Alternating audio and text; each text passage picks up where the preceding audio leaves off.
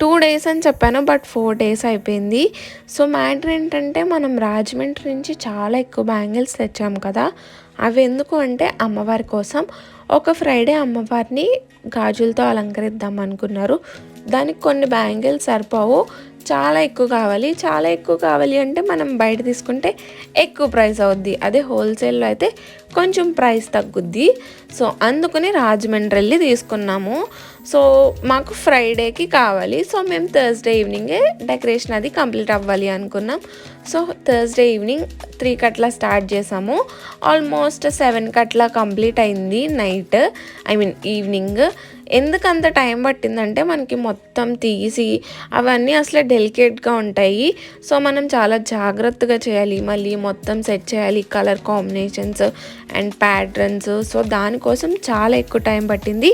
And output next వీడియోలో చూపిస్తా. Stay tuned.